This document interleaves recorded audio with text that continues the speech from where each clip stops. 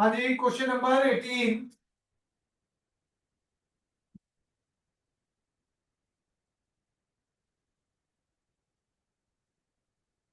Question number 18, AC जो value कितनी है उसकी, v equal to V M sine omega T. V M क्या है जी? 310 वोल्ट। वी एम क्या है जी? 310 वोल्ट। फ्रीक्वेंसी कितनी है जी? 50 hertz. is connected to a pure capacitor of capacitance C। C 15 microfarad. C क्या है भाई? 15 माइक्रोफेरेड। ठीक है जी। तो इसमें हमारी रिएक्टेंस ऑफ कैपेसिटर निकालनी है। रिएक्टेंस ऑफ कैपेसिटर, रिएक्टेंस क्या होता है जी? एक्सी का फार्मूला क्या होता है जी हरकुन जी?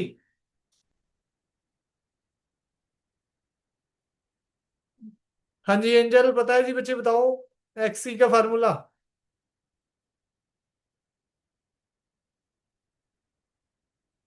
हाँ जी अर्नम।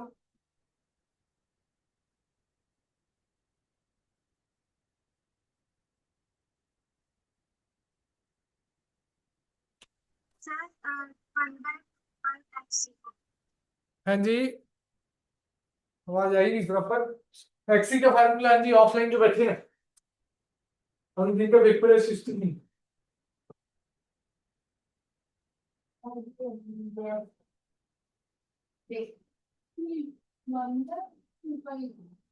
One by two by nu C, या वन बाय ओमेगा सी बोलते हैं इसे। हाँ, one by two F C भी कह सकते हैं जी।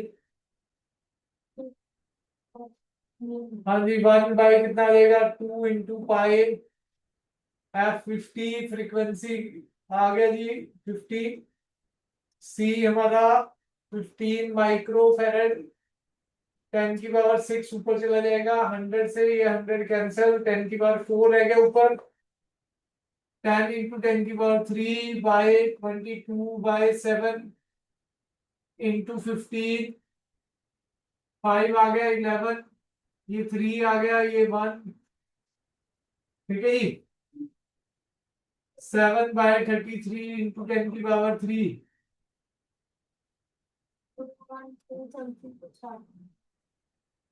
हाँ जी, एक्सी निकल जाएगा जी सॉल्व करके। 7/33 को सॉल्व करके।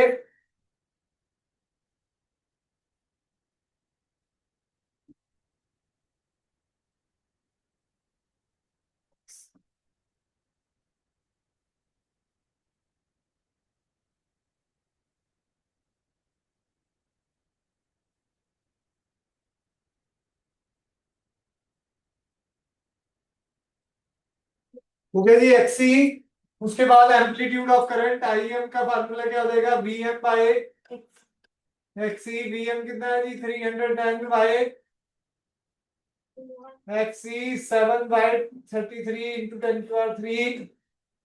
ठीक है जी।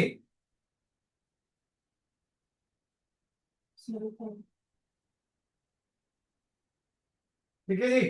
Write the expression for current through the capacitor as a function of time. I का formula I M sine omega T plus पाई/2।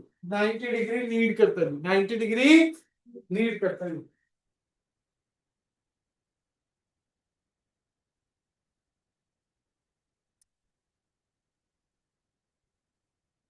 समझ आई बात जी कि नहीं?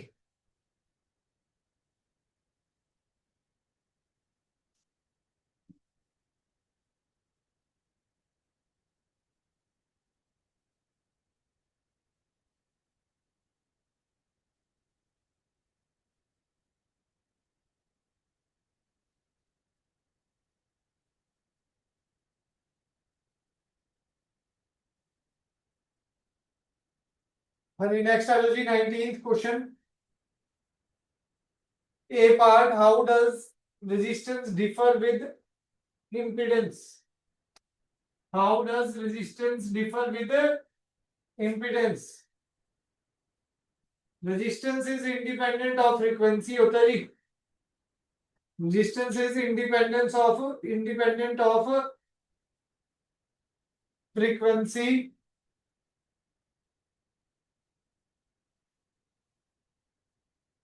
resistance is independent of frequency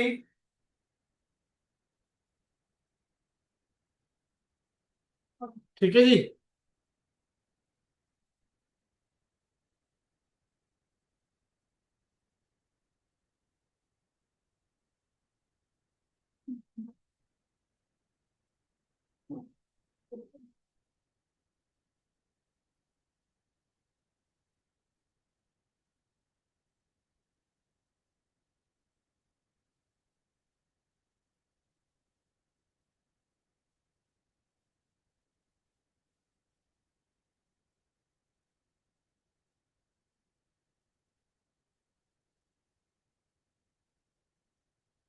impedance frequency पे डिपेंड करता है जी। इम्पीडेंस फ्रीक्वेंसी पे depend करता है। With a suitable phasor diagram obtain an expression for impedance of LCR circuit connected to a source VM। ये तो डेरिवेशन है पूरी आपकी LCR सर्किट की, ये आ सकती है जी पेपर में।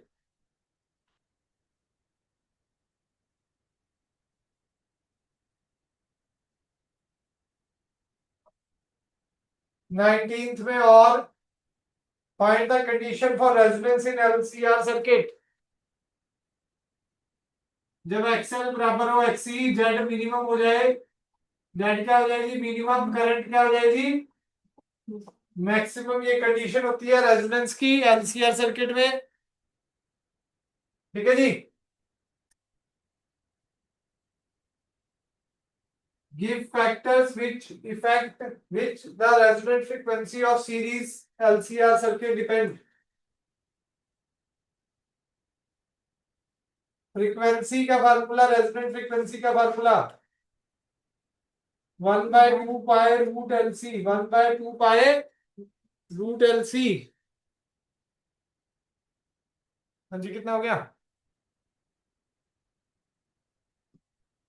1/2 पाई रूट LC। बताओ जी किस किस फैक्टर पे डिपेंड कर रही है फिर रेजोनेंट फ्रीक्वेंसी। इंडक्टर L और इंडक्टर C, मतलब इंडक्टेंस L और कैपेसिटेंस C पे डिपेंड कर रही है जी रेजोनेंट फ्रीक्वेंसी।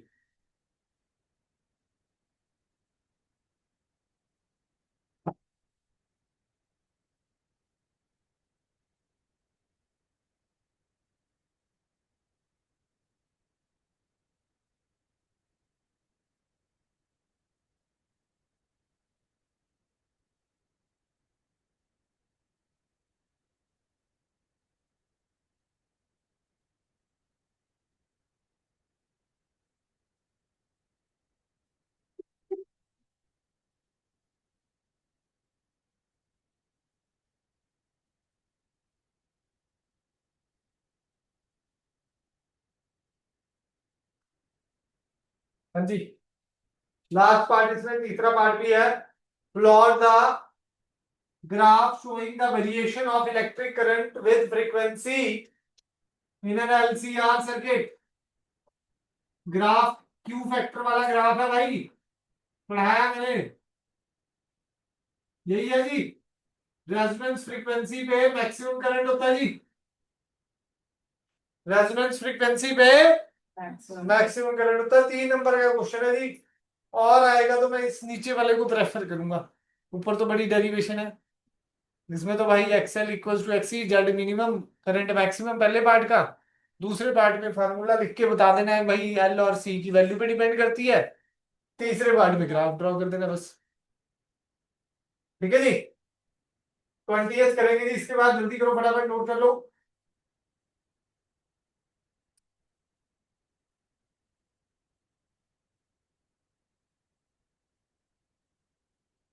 नेक्स्ट क्लास में नया चैप्टर स्टार्ट करेंगे जी सैटरडे को। एटम्स आ रहा है कि ड्यूल नेचर, बताओ जल्दी। ड्यूल नेचर भी आ रहा है, पहले ड्यूल नेचर ही कराएंगे फिर एटम्स। सिलेबस तो रोक नहीं पाएंगे भाई अभी। ये तो 2-3 दिन वैसे ही रोक दिया, अभी 2 दिन। कितने वो करोगे? पिछले 4 चैप्टर करा देंगे। नहीं वो तो करा दोगे सैटरडे वाली क्लास में। 1.5-2 घंटे, 12 से 2 हो जाएगी। कल भी शायद छुट्टी है स्कूलों में। बाकियों का आ गया, प्राइवेट स्कूल्स में तो आ गया सारे में। बंद है ना अभी, अरे बारिश के कारण, बारिश के कारण तो पंजाब में पंजाब बंद है। नहीं, प्रोटेस्ट है। कितने प्रोटेस्ट होते हैं? हाँ जी, अगला question number 20। A long solenoid जिसका रेडियस आर है भाई, consist of small N number of turns per unit length, consist of small N number of turns per unit length, और a current I equals to I naught sin omega t flows in the solenoid.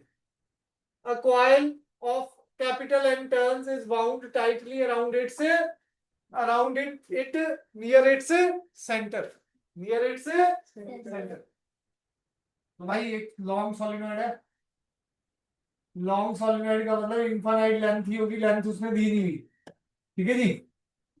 तो भाई long solenoid में radius R है, radius कितना है भाई R, N क्या है number of turns per unit length, number of turns, R radius दे रखा है, N number of turns per unit length. कोई पूछता था मैक्सिमम 90% जो इंपॉर्टेंट डेरिवेशन है ये 18 से लेके 30 क्वेश्चनों में दी हुई है, दोनों चैप्टर की मैक्सिमम। एक दो बच गई हैं, वो भी भाई तैयार तैयार कर लो बस अच्छी तरह से। ठीक है जी, काम खत्म है। एक सेल्फ इंडक्टेंस की नहीं है तो एक्सियल कॉइल की, म्यूचुअल इंडक्शन की तो जैसे ये म्यूचुअल इंडक्शन का ही है, डेरिवेशन टाइप है, पर वो डायरेक्ट नहीं दिया हुआ, घुमा फिरा के देगा क्वेश्चन। ठीक है जी। फिर लेंजिस लॉ भी दिया हुआ है, आपका फेरेडेज लॉ भी दिया हुआ है, आगे ट्रांसफार्मर की डेरिवेशन दी हुई है, एलसीआर की तो ऊपर आई भी थी। ठीक है जी। एलसीआर की आगे एक और बार और है, आरसी सर्किट की दी हुई है, आरएल की बच गई वो ही कर लेनी है, इंडक्टर ओनली दिया हुआ है, कैपेसिटर ओनली भी कर लो। ठीक है जी। तो मतलब मेन मेन जो चीजें हैं वो लगभग दे दी है इसमें 12-13 क्वेश्चनों में, पर ढंग से उनको करना पड़ेगा अच्छी तरह से। तो मैंने तो 3 बार कर लिया जी, एक बार 20 में पढ़ाया, एक बार सुबह पढ़ाया, एक बार अब पढ़ा रहा हूँ। मेरे तो 3 बार प्रैक्टिस होगी, आपने तो सिर्फ पहले 3 चैप्टर्स की है ये तो सारा ही है लगभग, रे वेव भी है पीछे आगे। हाँ 20 में एक बैच होता है। हाँ जी, ये हमारा मैग्नेटिक फील्ड क्या हो जाएगा सॉलिनॉइड का, म्यू नॉट एन आई।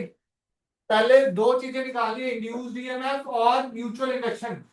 पहले इसमें म्यूचुअल इंडक्शन निकालनी पड़ेगी, फिर इंड्यूस्ड ईएमएफ निकलेगा, याद रख। तो B is equal to mu naught N I, flux दूसरे में क्या आएगा एन बी ए, तो N mu naught N I pi R square, area आ गया जी। तो फ्लक्स का formula phi two is equal to mutual induction into I, M I is equal to क्या आ जाएगा mu naught N into N I pi R square, I से आए कैंसल, म्यूचुअल इंडक्शन क्या आ गया जी mu naught N N pi R square.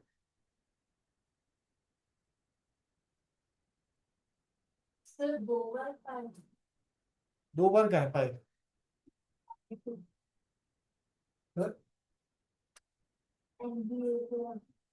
ये भी फाई का फार्मूला नंबर 1 नंबर 2 ऐसे ही तो डिराइव कराया म्यूचुअल इंडक्शन में। म्यूचुअल इंडक्शन की 3-4 डेरिवेशन कराई है मैंने, उसमें सभी में ये होता है एक कॉइल में करंट आया तो उसकी मैग्नेटिक फील्ड निकाल के फिर उसको एरिया से मल्टीप्लाई करके नंबर ऑफ टर्न से मल्टीप्लाई करके फ्लक्स निकाल दिया। फिर म्यूचुअल इंडक्शन से डायरेक्ट फार्मूला फ्लक्स का क्या होता है एम आई, दोनों को क्या कर देते थे कंपेयर, दोनों को क्या कर देते थे जी कंपेयर। लेक्चर थोड़ा पढ़ के आएंगे पीछे, इंड्यूस्ड ईएमएफ का formula E is equal to m minus m di by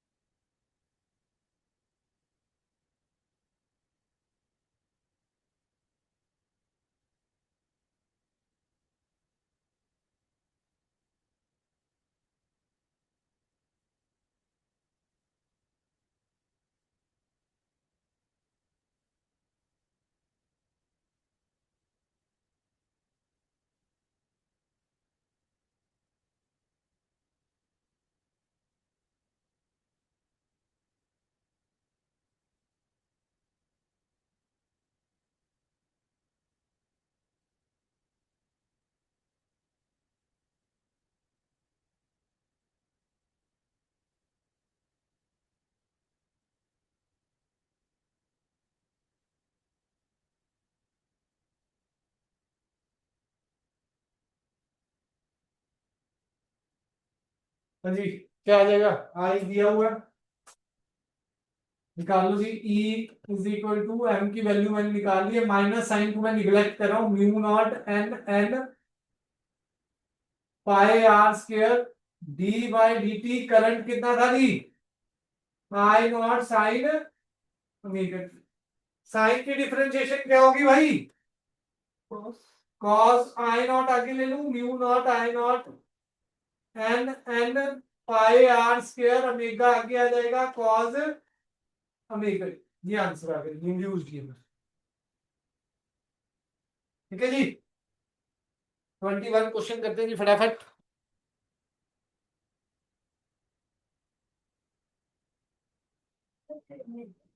30 तक है ना ये वैसे तो घर से करने के लिए दिए थे सर टोटल तो 100 तक होगा ना उसमें। नहीं हर चैप्टर में 25 30 है बस अब ये दो चैप्टर में 30 क्वेश्चन है ऑब्जेक्टिव 13 थे फिर सेशन रीजन है 17 तक तो 15 ऑब्जेक्टिव थे बचे क्या सब्जेक्टिव भी कितने क्वेश्चन 13 क्वेश्चन है अब भाई अगर हर चैप्टर में 13 क्वेश्चन भी नहीं हो पा रहे सब्जेक्टिव के तो फिर ये तो दो चैप्टर के ईएमआई प्लस एसी अगर हम इतने क्वेश्चन भी नहीं कर पा रहे 13 क्वेश्चन भी ढंग से तैयार नहीं कर पा रहे ढंग से मतलब कॉन्सेप्ट पता होना चाहिए उससे रिलेटेड फार्मूला शीट बनी होनी चाहिए नंबर 1 काम आपका फार्मूला शीट है तैयार होनी चाहिए जब आप ये क्वेश्चन करने बैठे अगला ट्रांसफॉर्मर पे क्या फार्मूला लगेंगे अब मेरे से पहले तो आप बोलने चाहिए कि सर ये धड़ धड़ धड़ धड़ धड़ तब तो मजा आए भाई अब मैं ही बोलता रहता हूँ भाई 10 सुबह कोई फार्मूला बता के एक आधा फार्मूला भाई अंकित ने बताया होगा बस बाकी तो उसने तो फार्मूला शीट बना रखी है प्रॉपर पेपरों में इसमें कॉन्सेप्चुअल हाँ कंसेप्चुअल ही है तो पेपरों में एग्जाम से पहले अगर ये करना है चैप्टर्स इतने नहीं है ना कंसेप्चुअल सारे पढ़ने पड़ेंगे ना एक्सेल से अब जैसे अब ये वाला पूरा ही कंसेप्चुअल क्वेश्चन था और वाला तीनों पार्ट क्या थे कंसेप्चुअल थी अब ये भी हमने कोई डिराइव थोड़ी कराया हमने कोई ऐसा क्वेश्चन ही नहीं कराया हमने तो अब ये एक तरह से कॉन्सेप्ट आपको आता है डेरिवेशन कैसे निकालते हैं म्यूचुअल इंडक्शन की वो करा है जी ठीक है जी अगर आपने वो सीखा ही नहीं कि कैसे डिराइव होता है फिर तो मुश्किल है भाई अगला बताओ जी स्टेप डाउन ट्रांसफॉर्मर ट्रांसफॉर्मर का फार्मूला हाँ जी अन्नम जी ट्रांसफॉर्मर का formula N S upon NP किसके बराबर होता है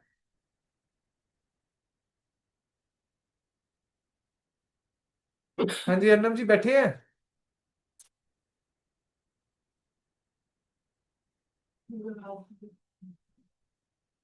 हाँ जी अन्नम बैठे हैं बच्चे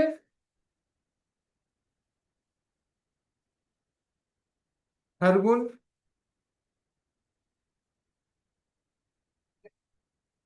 एंजल जी ठीक है जी। अनन्या।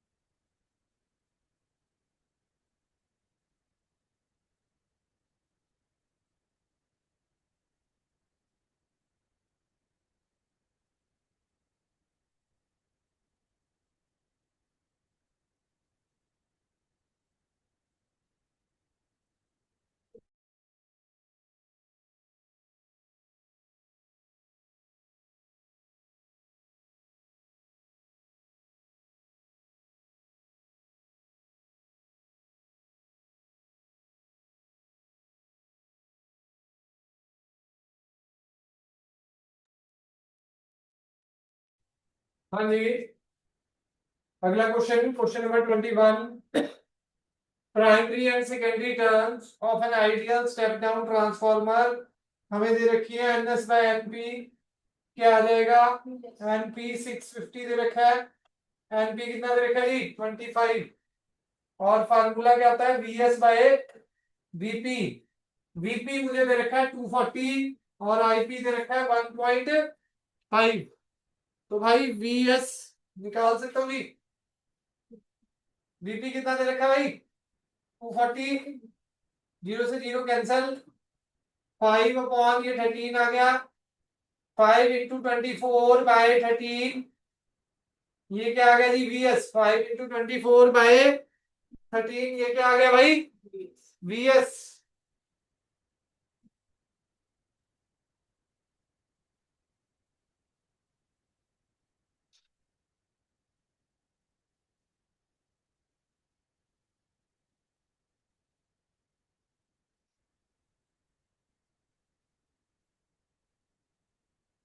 धन्य जी।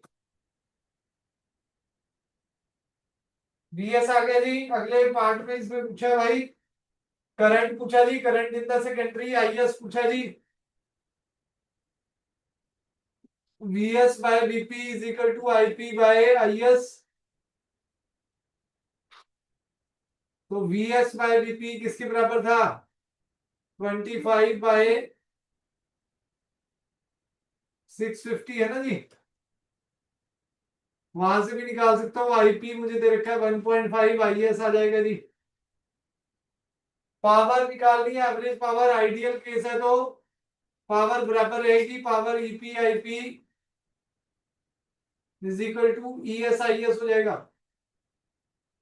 EP IP is equal to ES IS.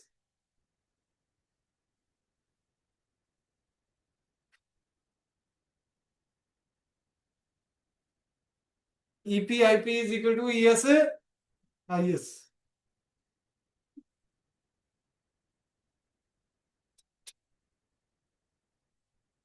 Done है जी। कोई डाउट? नेक्स्ट है जी, draw the graphs of graph showing variation of frequency with resistance। Resistance भाई इंडिपेंडेंट होता है फ्रीक्वेंसी के। Capacitive reactance XC, XC is inversely proportional to frequency. पढ़ाया हुआ जी। Inductive reactance XL is directly proportional to frequency. 3 number का था तो थोड़ा फार्मूला भी लिख लेना भाई। एक्सी का फार्मूला क्या होता है? 1/मेगा सी 1/2 पाई एफ सी। ठीक है जी। एक्सएल में लिख देना जी। एक्सएल क्या होता है जी? Omega L 2 pi F L. ठीक है जी। Can voltage drop across inductor and capacitor in a series LCR circuit greater than the applied voltage? Yes आएगा जी। अराउंड रेजोनेंस स्पेशल केस में हो सकता है अराउंड। अब ये कंसेप्चुअल क्वेश्चन है जी। सुबह हमें तो लगा था नो है, पर फिर हमने इसको थोड़ा देखा प्रॉपर तो उसने बोला जी हाँ, अराउंड रेजोनेंस करंट एकदम से बढ़ रहा होता है।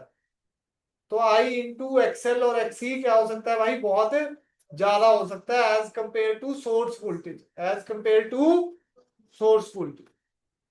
तो लिख लो इसका answer, around resonance voltage across inductor or voltage across capacitor should be greater than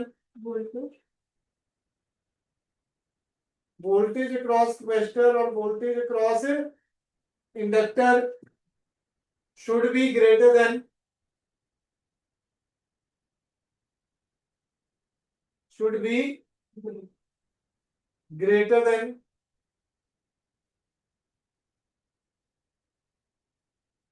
the source voltage।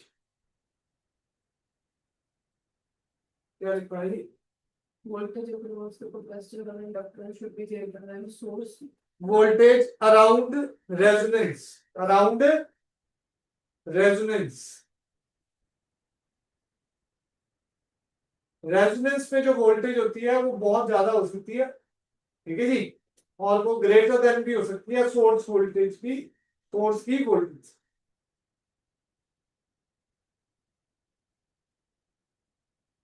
हाँ जी, आरसी सर्किट की डेरिवेशन है अगला question 23।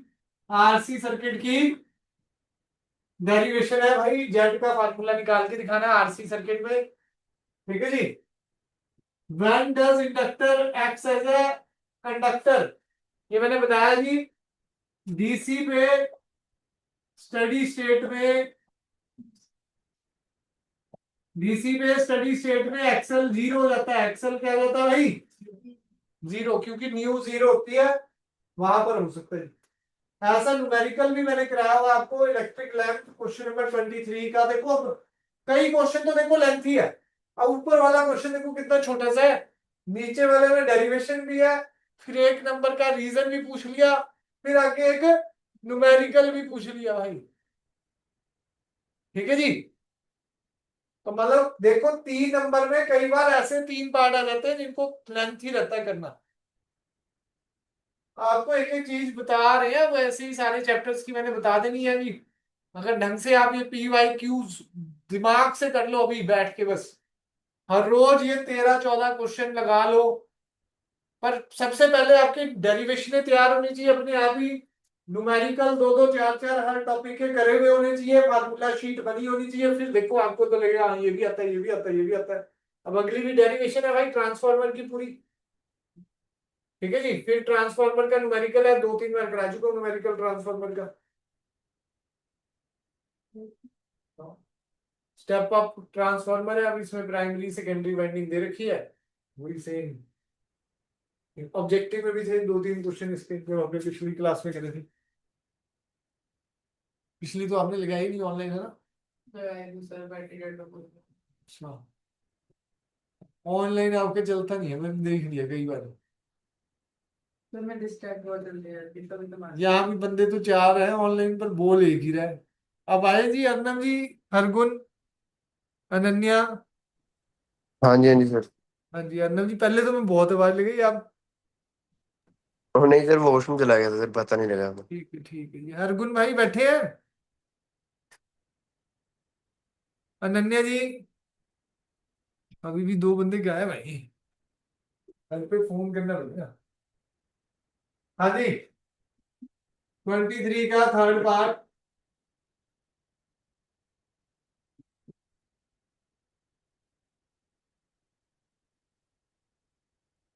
Electric lamp design to operate,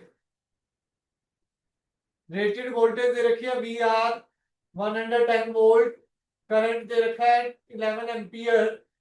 the lamp is operated on, the lamp is operated on 220 volt 50 hertz AC source with coil in series, find the inductance of the coil। तो resistance of the lamp निकाल सकता हूँ जी, V R by I 110 by 11 कितना आ गया भाई 10 ओम, ठीक है जी। जब applied voltage V R M S दे रखी है 220 वोल्ट, फ्रीक्वेंसी उसकी दे रखी है 50 हर्ट्ज, तो जेड निकाल सकता हूँ जी, V R M S by I आ जाएगा, वी आर एम एस कितना है 22 220 बाय आई कितना है जी 11, ये 20 ओम आ गया जी। ये कितना आ गया जी? 20 ओम। ठीक है जी।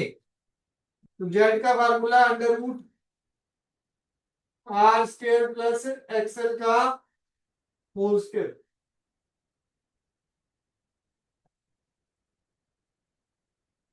जेड की वैल्यू क्या रहेगी जी हमारी?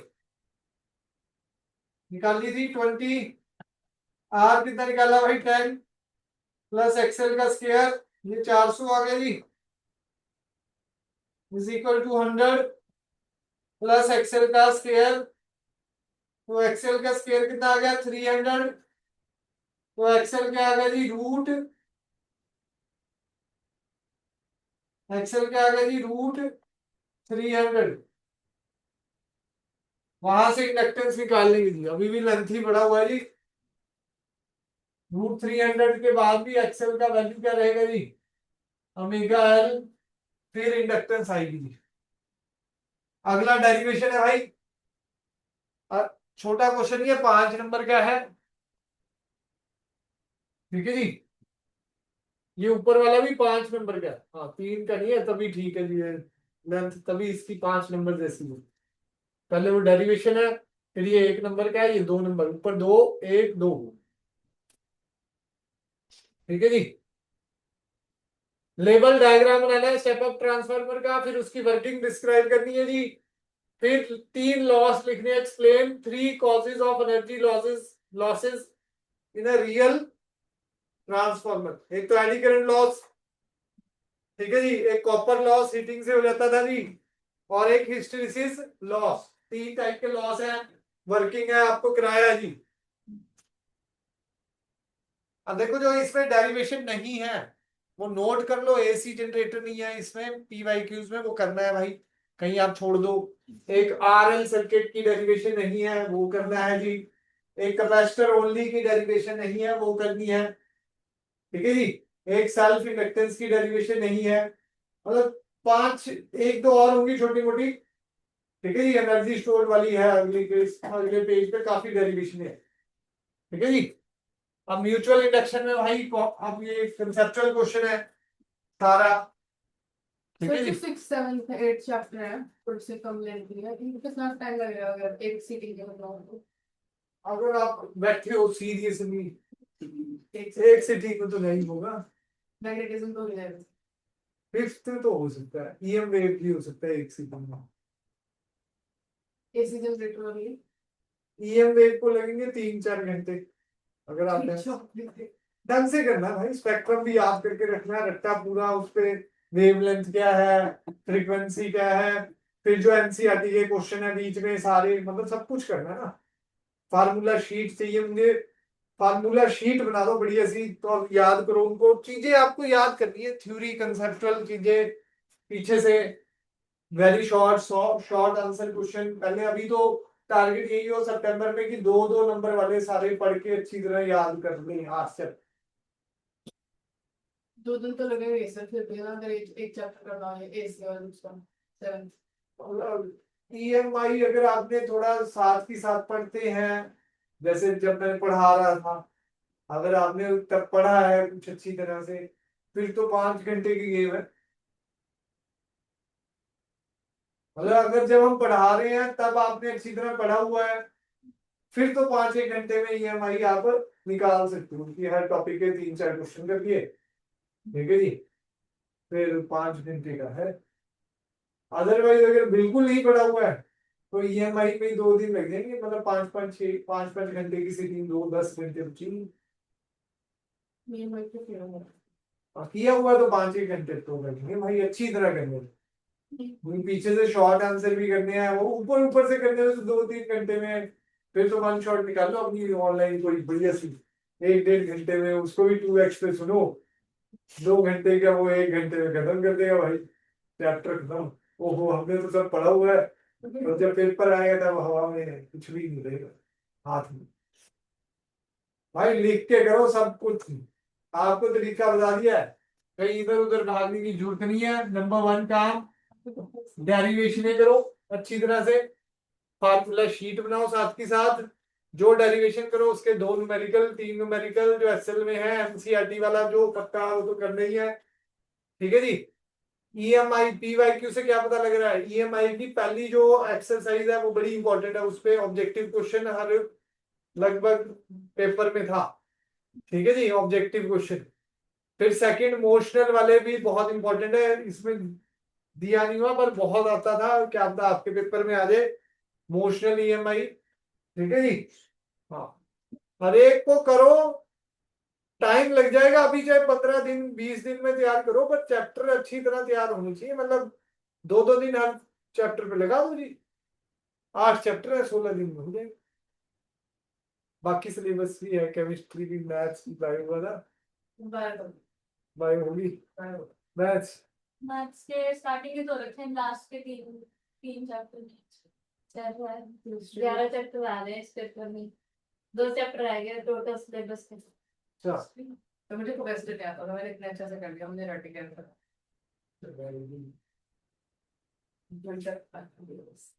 डेरिवेशन के बाद भाई एनसीईआरटी न्यूमेरिकल्स। ठीक है जी। और सीबीएसई जिस पे लिखा हुआ है, ठीक है जी, टॉपिक करो उसके न्यूमेरिकल, टॉपिक करो उसके न्यूमेरिकल। ईएमआई में 22 पेजेस हैं, 4 टॉपिक है मेन। तो पहला तो अपना पहला जो फ्लक्स और फैराडेज, फिर मोशनल, फिर आपका method of generating induced EMF, वो थोड़ा छोटा ही है। ठीक है जी। उसके बाद मतलब अगर किसी ने कुछ नहीं पढ़ा हुआ तो ज्यादा से ज्यादा 10 घंटे का जाए, ज्यादा से ज्यादा ये में पढ़ा हुआ है तो 5-6 घंटे में हो जाए। एसी में थोड़ा टाइम लगता है, मुश्किल है सर इसीलिए। कैलकुलेशन है भाई, बार बार प्रैक्टिस करनी पड़ेगी। ठीक है जी। पर आरएलसी सर्किट पे पकड़ होनी चाहिए। आरएलसी आता है तो आरएल भी आता है जी, उसमें सी हटा दिया। पहले तो अकेले अकेले आर, अकेला एल, अकेला सी ढंग से पढ़ो थ्योरी उसकी, फिर उसके एक एक क्वेश्चन लगाओ, अकेले आर, अकेले एल, अकेले सी वाले।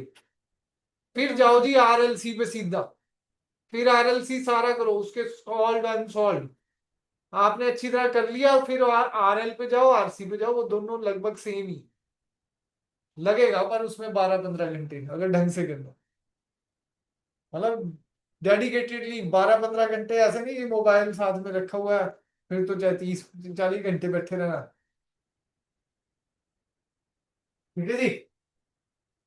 तो उसके बाद एनसीईआरटी क्वेश्चन के बाद सीबीएसई वाले कुछ और शॉर्ट आंसर्स पीछे से 2 नंबर के, जिसमें सीबीएसई लिखा हुआ है जी, 2-3 नंबर वाले। बस फिर पीवाईक्यू खोल लो, साथ के साथ खोल लो, अब तो पीवाईक्यू आपको दिए ही हुए हैं, आपको जो जो होते जा रहे हैं डेरिवेशन पे टिक मारो। मोस्ट प्रोबेबली सर ने बस वो थोड़ा सा इसकी सेटिंग और रही है, संडे को या मंडे को प्रिंट आउट आपको दे दूँ। तो संडे वाला टेस्ट किया। नहीं वो नहीं, हाँ असाइनमेंट ले लो वही अपनी, आज सुबह की एसी भी करके ना।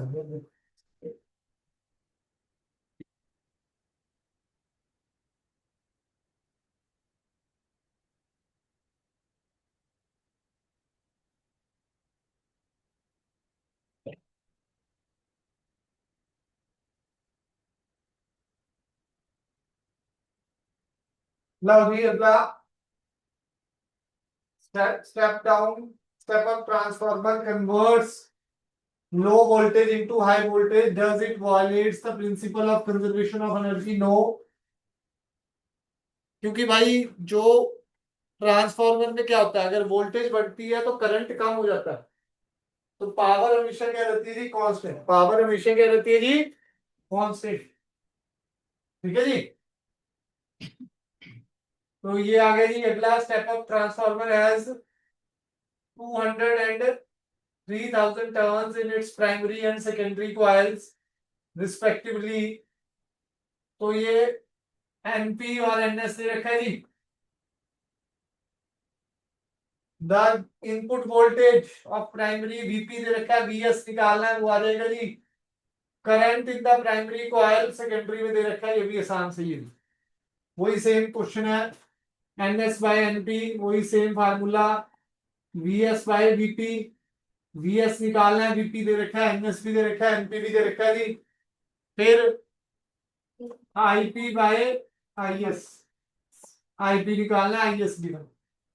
अगला 24, consider the arrangement of two coils P and Q, दो कॉइल्स है भाई, ठीक है जी।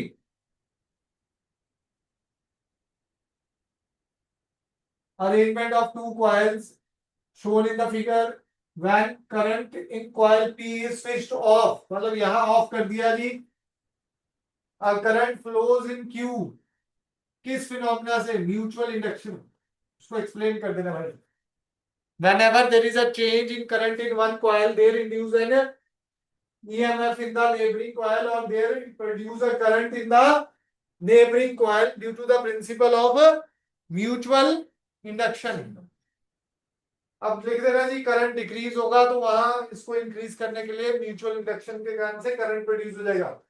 Mention two factors on which current produce on the coil depends. दो फैक्टर, नंबर ऑफ टर्न्स। उल्टा क्वेश्चन है, उसे सीधा नहीं पूछा म्यूचुअल इंडक्शन को डिफाइन कर दो, उसने ये नहीं पूछा कि डिफाइन म्यूचुअल इंडक्शन, घुमा के पूछा कि डिफाइन म्यूचुअल। फिर उसने बताया, पूछा है कि number of factors on which mutual induction depend, ठीक है जी, घुमा के पूछ लिया जी। तो नंबर ऑफ टर्न्स पे और किस पे है भाई? हाँ, rate of change of current पे भी कह सकते हो जी, आपने ओरिएंटेशन ऑफ कॉइल्स पे भी कह सकते हो, ठीक है जी, परमेबिलिटी पे भी कह सकते हो जी, मटेरियल की 6 पॉइंट लिखवाए हैं मैंने, ठीक है जी। Give the direction of current in the coil when there is a current in coil P. Number 1, अगर रेजिस्टेंस बढ़ाएंगे तो करंट कम होगा, करंट कम होगा तो उसको बढ़ाने के लिए, मतलब क्यू में डायरेक्शन ऑफ करंट,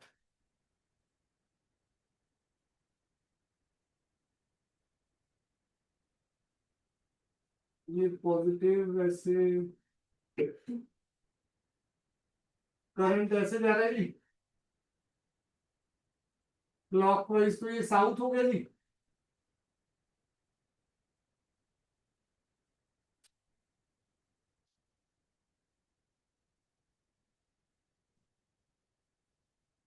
वैसे तो क्या होता है जी, करंट अगर डिक्रीज करेगा, रेजिस्टेंस बढ़ाओगे तो करंट क्या करेगा जी, डिक्रीज, तो वहां ऐसा करंट प्रोड्यूस होगा। अब डायरेक्शन के लिए तो आपको मैग्नेटिक फील्ड का डायरेक्शन चाहिए आपको,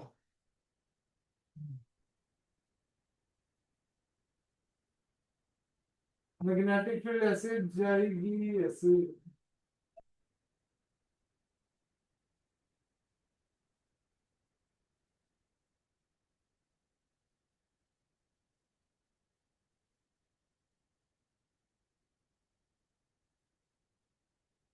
मैग्नेटिक फील्ड लाइन इसके अंदर से भी जाएगी ना जी, साउथ, ये साउथ क्रिएट हो जाएगा, ये नॉर्थ क्रिएट हो जाएगा।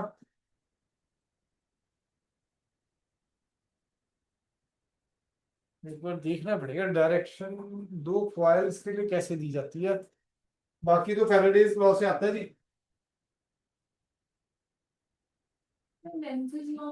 हाँ, लेंजिस लॉ तो लगेगा, हाँ, पर वो कैसे लगाओगे अब करंट, लेंजिस लॉ तो लगना ही लगना है जी।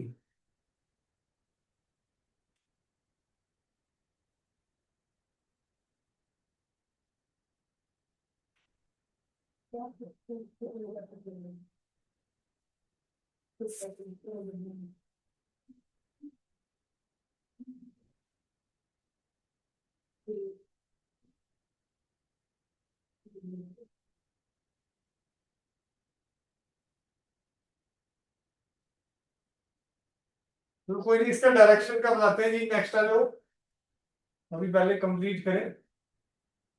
अगला भी डेरिवेशन है एलसीआर सर्किट की, एनर्जी की डेरिवेशन है, energy half L I square, half L I square की डेरिवेशन कराई हुई है जी।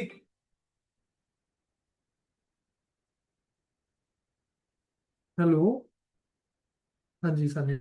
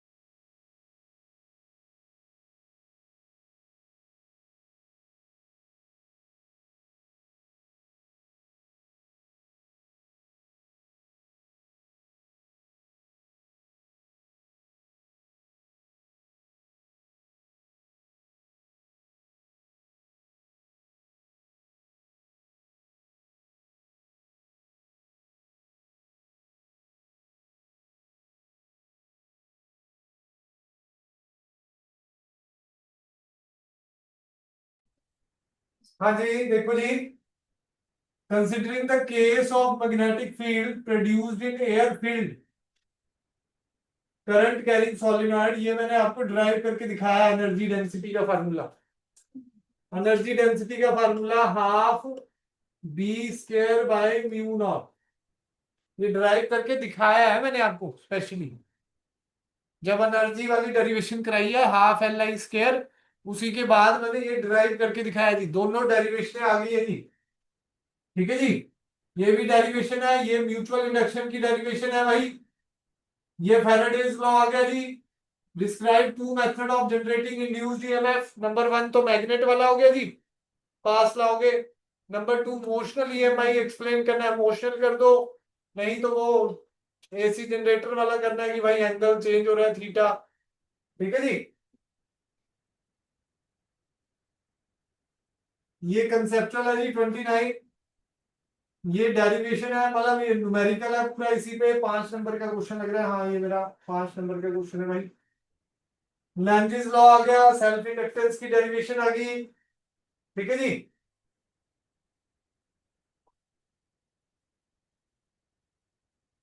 अब सबसे पहले मुझे ये करके दिखाओ फटाफट 31।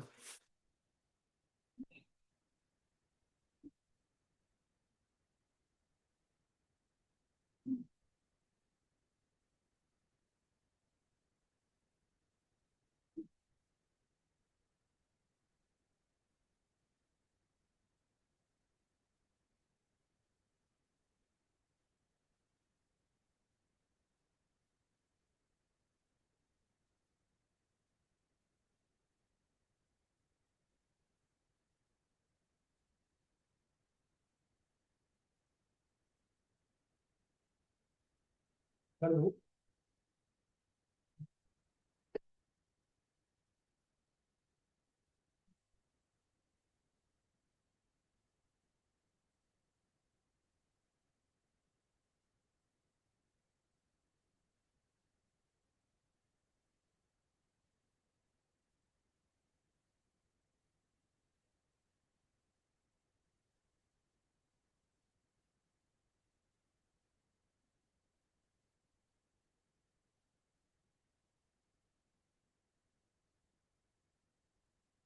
हाँ जी देखो जी 31 से करते हैं, फिर एक ये न्यूमेरिकल करेंगे 29 वाला।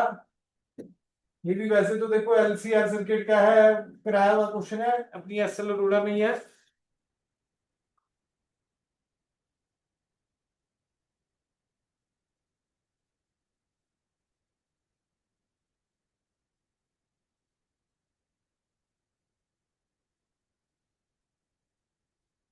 क्वेश्चन नंबर वैसे 38 में लगभग वैल्यू सेम है, मतलब थोड़ा सा वैल्यू का अलग है, सेम ही क्वेश्चन है। मतलब क्वेश्चन नंबर 40 भी इसी टाइप का है, मतलब करने में आई तो आप एसएल अरोड़ा से ही है ये एक तरह से, मतलब वैल्यू अनसॉल्व में मिल जाएगी same.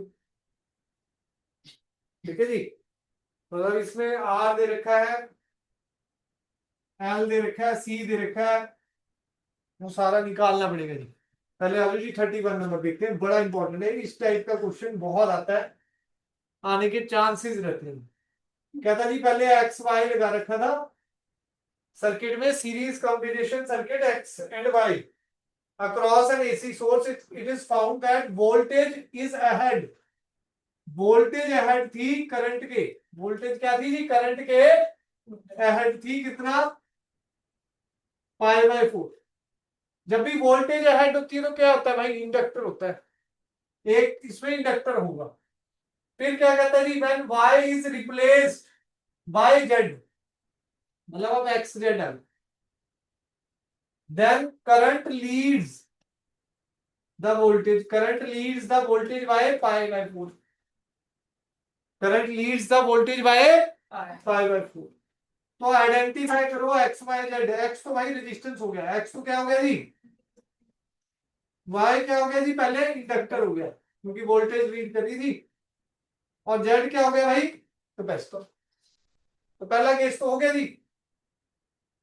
What is will be the phase angle, देखो जी इसमें ये लीड कर रहा है tan phi, tan 45 pi by 4 XL by R हो गया। tan पाई बाय 4 मतलब tan 45 tan 45 1 होता है, एक्सएल बाय आर हो गया। एक्सएल क्या हो गया जी हमारा, आर के बराबर। ऐसे यहां पर tan 45 क्या होगा जी, एक्सी बाय आर हो गया। एक्सी क्या हो जाएगा जी, आर के बराबर। एक्सएल बराबर है एक्सी, तो क्या आ जाएगा जी यहां, तो दोनों बराबर है, तो रेजोनेंस हो जाएगा जी। क्या हो गया एक तरह से रेजोनेंस। रेजोनेंस पे फाई जीरो होता है, रेजोनेंस पे फाई क्या होता है भाई, फेज एंगल जीरो हो गया। पावर फैक्टर का formula cos phi, power factor का formula cos phi. Cos phi क्या हो गया जी, कॉस जीरो 1, पावर फैक्टर भी निकल गया जी। What can you say about the current, resonance में करंट मैक्सिमम होता है। करंट क्या हो जाएगा जी, मैक्सिमम।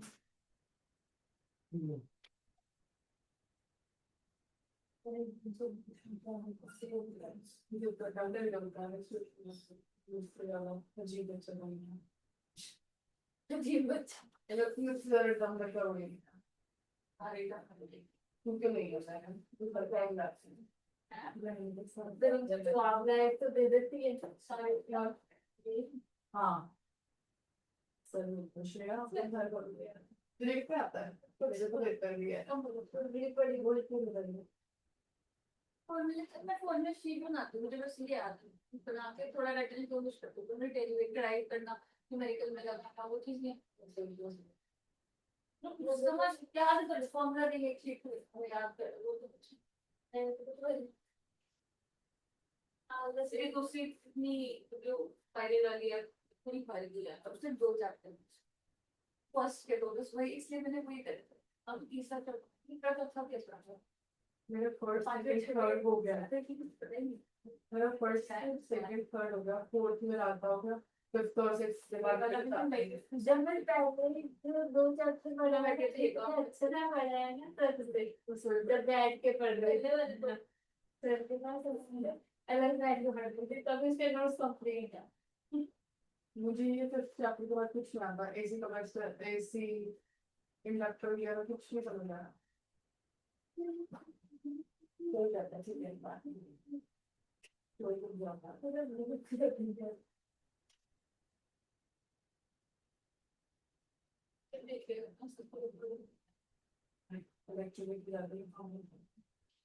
बैठ के वीडियो देखूंगी सारी मैंने वाली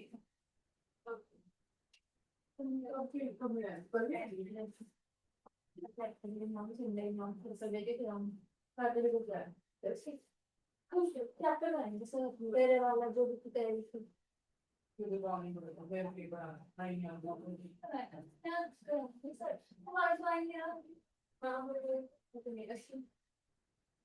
तभी तो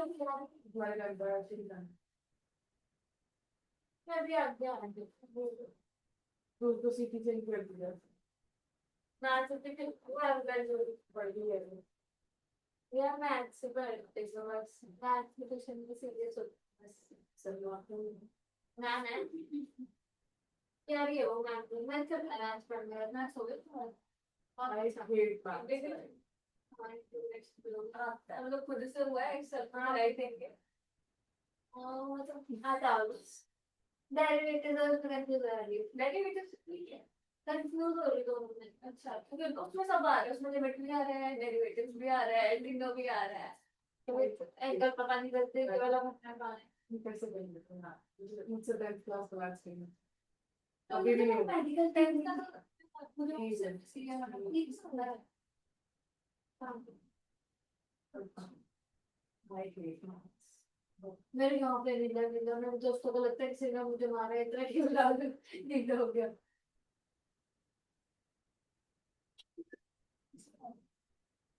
हाँ जी हो गया जी, नहीं हुआ। बदल क्या बोल रही हूँ करना क्या था ये वाला क्वेश्चन एक्सेल बराबर है, कर दिया ये वाला करके दिखाऊं। 29 का सेकंड पार्ट न्यूमेरिकल बस आपके 2 क्वेश्चन रह गए मेरे ख्याल से, है ना? ये बाकी तो सारी डेरिवेशन यही है सारी। भाई ये भी डेरिवेशन थी, ये भी डेरिवेशन है, ये भी डेरिवेशन है, ये भी डेरिवेशन है, लेंथ इज लॉ वाली भी डेरिवेशन है, ये इंडक्टर की भी डेरिवेशन है। तो एक क्वेश्चन है। हाँ बस एक ही रह गया भाई। जरा ये ट्राई करके आना इधर से, अभी कर लो बैठ के।